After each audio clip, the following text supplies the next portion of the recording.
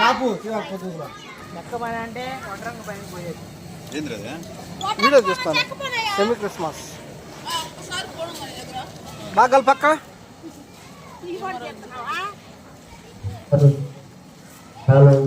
మా బావగారు చూడండి వంట ఎంత బాగా చేస్తున్నారు.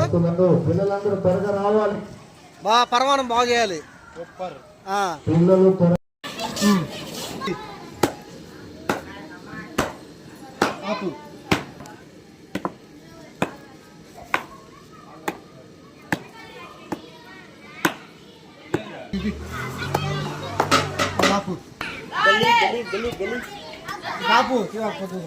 లెక్క పని అంటే ఒంటరంగ పనికి పోయేది.